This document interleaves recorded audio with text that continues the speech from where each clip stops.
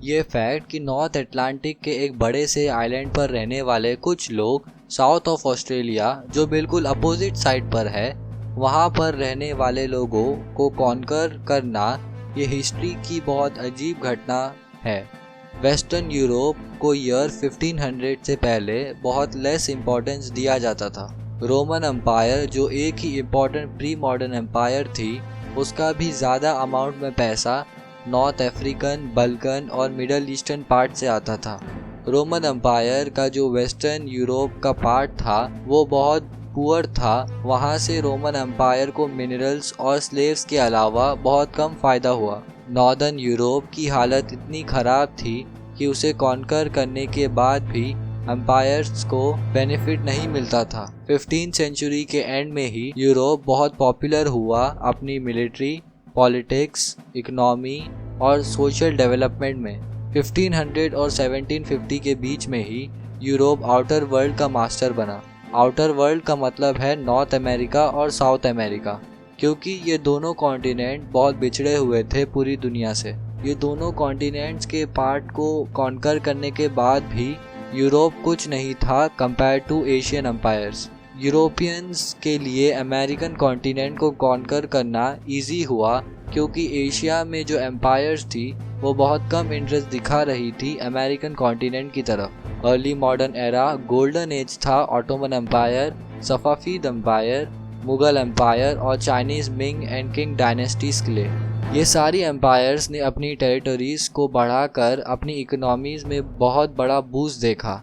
Year 1775 में Asia अकेला दुनिया की 80% इकोनॉमी में था।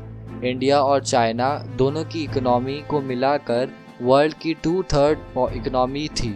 इसके कंपैरिजन में यूरोप इकोनॉमी में बहुत छोटा था। 1750 और 1850 के बीच में ही ग्लोब की पावर यूरोप के हाथों में आई, जब यूरोपियंस ने एशिया के लार्ज पार्ट को कॉन्कर कर लिया, बहुत सारी वॉर्स जीतकर। ईयर 1900 तक यूरोप ने इकोनॉमी और दुनिया का ज़्यादातर पार्ट कंट्रोल कर लिया था। 1950 में यूनाइटेड स्टेट्स ऑफ अमेरिका और यूरोप ने दुनिया का 50% से ज़्यादा प्रोडक्शन को अकाउंट कर लिया था। यूरोप के गोल्डन एजेस के टाइम पर एक नए ग्लोबल स्ट्रक्चर और ग्लोबल कल्चर का इजाद हुआ। आजकल के इंसानों को बहुत ज़्यादा लेवल्स पर ये एक्सेप्ट करना ही होगा कि वो यूरोपियन ड्रेस, थॉट और टेस्ट से प्रभावित हुए हैं। इवन बढ़ती हुई चाइनीज़ इकोनॉमी भी European model of production and finance पर चल रही है। कैसे ये ग्लोब के छोटे से कॉर्नर पर रहने वाले चंद लोग बाहर निकलकर पूरी दुनिया को कॉन्कर कर सके। न्यूट्रिशियस कैन फूड, जिससे सोल्जर्स का खाना, रेल रोड और स्टीम इंजन्स जिसकी मदद से सोल्जर्स को ट्रांसपोर्ट करना, नई मेडिसिन्स जिससे सोल्जर्स, सेलर्स और इंजीनियर्स का ठीक होना, मशीन गन से ज़्यादा ये सारी चीज़ों के ऑर्गेनाइजेशन ने इम्पोर्टेंट रोल प्ले किया यूरोप को अफ्रीका कैप्चर करने में। दुनिया का पहला कमर्शियल रेल रोड ब्रिटेन में 1813 में व्यापार के लिए खोला गया। 1850 तक वेस्टर्न देशों को लगभग 40,000 किलोमीटर्स रेल रोड द्वारा पार कर लिया गया था। चाइना में पहला रेल रोड 1876 में खोला गया था। ये 25 किलोमीटर लंबा था और यूरोपियन लोगों द्वारा बनाया गया था। चाइनीज़ गवर्नमेंट ने अगले साल ही इसे डिस्ट्रॉय कर दिया।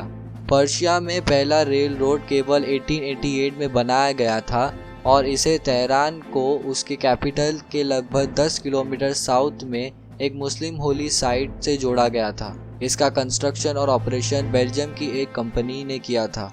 पर्शिया का कुल रेलवे नेटवर्क अभी भी 25 किलोमीटर की दूरी पर है। ये देश का साइज ब्रिटेन से 7 गुना ज़्यादा है। चाइना और पर्शिया के पास स्टीम इंजन जैसे टेक्नोलॉजिकल इन्वेंशंस की कमी नहीं थी। उनके पास वैल्यूज़, मिथ, जुडिशियल सिस्टम और सोशल स्ट्रक्चर की कमी थी, जो सालों से वेस्ट में बनने और मैच्योर होने में लगे थे और जिसे आसानी से कॉपी नहीं किया जा सकता था। फ्रांस और यूनाइटेड स्टेट्स ने ब्रिटेन के नक्शे कदम पर तेज़ी से पीछा किया, क्योंकि फ्रेंच और अमेरिकन्स पहले से ही सबसे इम्पोर्टेंट ब्रिटिश मिथ्स और सोशल स्ट्रक्चर को शेयर करते थे। चाइनीज़ और पर्शियन जल्दी से पकड़ नहीं सकते थे, क्योंकि उन्होंने अपने सोसाइटीज़ को अलग तरीके से ऑर्गेनाइज किया था। अर्ली मॉडर्न पीरियड में यूरोप में कौन सी क्षमता डेवलप हुई जिसने इसे मॉडर्न वर्ल्ड पर हावी होने पे कैपेबल बनाया? इस क्वेश्चन के दो आंसर है, मॉडर्न साइंस और कैपिटलिज्म। यूरोपियन लोगों को साइंटिफिक और कैपिटलिस्ट तरीके से सोचने और बिहेव करने की आदत हो गई थी। इससे पहले कि वो किसी भी टेक्नोलॉजिकल एडवांटेज के फायदे लेते थे, जब टेक्नोलॉजिकल एडवांसमेंट शुरू हुआ तो यूरोप के लोग किसी की भी तुलना में टेक्नोलॉजी बेहतर बना सकते थे। इसीलिए ये शायद ही कोइंसिडेंस है कि साइंस और कैपिटलिज्म सबसे इम्पोर्टेंट वेल्थ बनाते हैं, जिसे यूरोपियन एम्पायर्स ने 21वीं सेंचुरी के बाद के यूरोपियन वर्ल्ड से हटा दिया।